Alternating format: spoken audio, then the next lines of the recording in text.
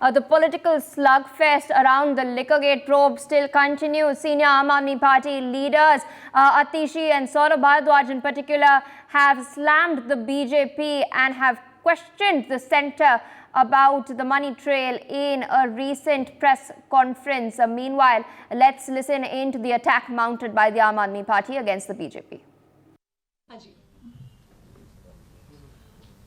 दिल्ली के तथाकथित शराब घोटाले में 2 साल से सीबीआई और ईडी की जांच चल रही है। इस 2 साल में बार बार चाहे लोअर कोर्ट हो, चाहे हाई कोर्ट हो, चाहे सुप्रीम कोर्ट हो, एक सवाल बार बार उठा है कि मनी ट्रेल कहां है, पैसा कहां गया। ऐसा कहा गया कि शराब कारोबारियों को मुनाफा पहुंचा, बहुत ज्यादा मुनाफा पहुंचा, लेकिन अगर उन्हें मुनाफा पहुंचा तो उन्होंने किसको रिश्वत दी, उन्होंने किसको पैसे दिए? क्योंकि 2 साल की जांच के बाद, सैकड़ों रेड के बाद, हजारों लोगों को क्वेश्चन करने के बाद आम आदमी पार्टी के किसी भी नेता, किसी भी मंत्री, किसी भी कार्यकर्ता के पास से 1 रुपए की भी प्रोसीड्स ऑफ क्राइम की रिकवरी नहीं हुई। आज तक आम आदमी पार्टी के किसी भी नेता के पास प्रोसीड्स ऑफ क्राइम का, इस मनी ट्रेल का 1 रुपया भी नहीं मिला। और ये सवाल बार बार सुप्रीम कोर्ट ने भी कोर्ट में पूछा और अपने आदेश में भी लिखा कि मनी ट्रेल कहां है। अरविंद केजरीवाल जी को 2 दिन पहले इसी तथाकथित शराब घोटाले के तहत गिरफ्तार किया गया। अरविंद केजरीवाल जी की गिरफ्तारी सिर्फ एक व्यक्ति के बयान के आधार पर है। यह व्यक्ति कौन है? इस व्यक्ति का नाम है शरत चंद्र रेड्डी। शरत चंद्र रेड्डी औरोबिंदो फार्मा करके एक बहुत बड़ी दवाइयां बनाने की कंपनियों के मालिक हैं। इनके पास कई और कंपनियां भी हैं, जिसमें से 2 प्रमुख कंपनियां हैं, एपीएल हेल्थ केयर और यूजिया फार्मा। शरत चंद्र रेड्डी जी को भी दिल्ली की एक्साइज पॉलिसी में शराब के कुछ दुकानें मिली, उनको कुछ जोन मिले।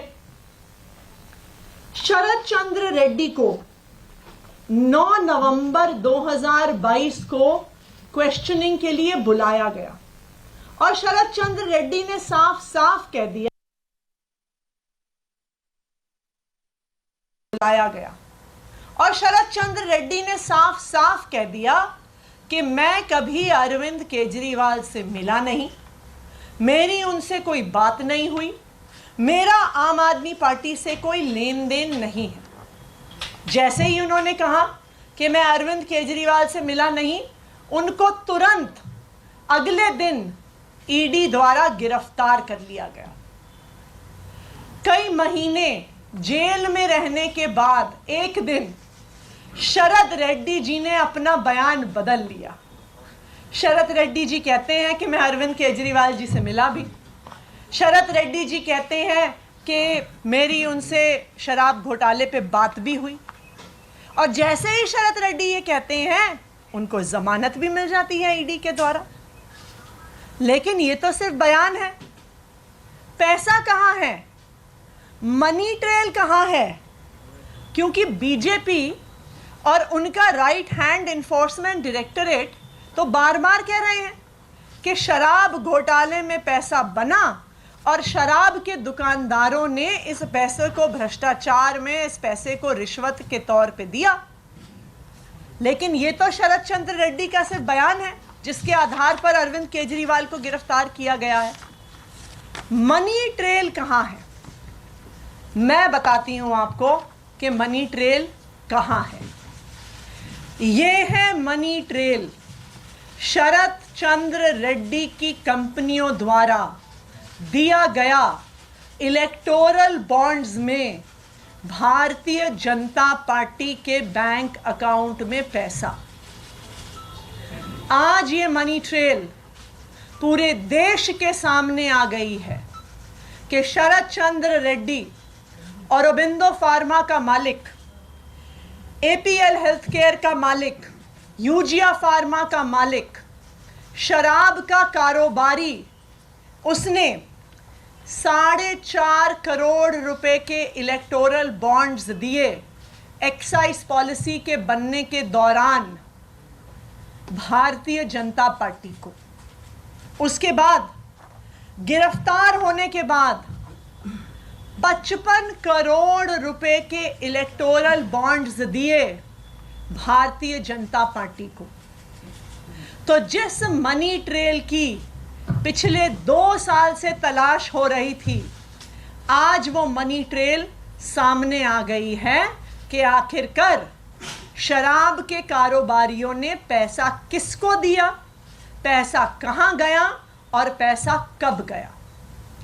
तो अब मैं प्रधानमंत्री नरेंद्र मोदी जी को चैलेंज कर रही हूं, मैं उनके राइट हैंड इन्फोर्समेंट डायरेक्टरेट को चैलेंज कर रही हूं कि आज शराब घोटाले की मनी ट्रेल मिल गई है। सारा पैसा भारतीय जनता पार्टी के बैंक अकाउंट में गया है।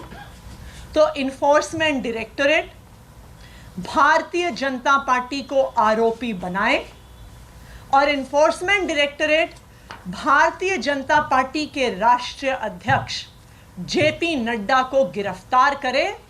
For more such videos, subscribe to the NewsX YouTube channel, hit the bell icon.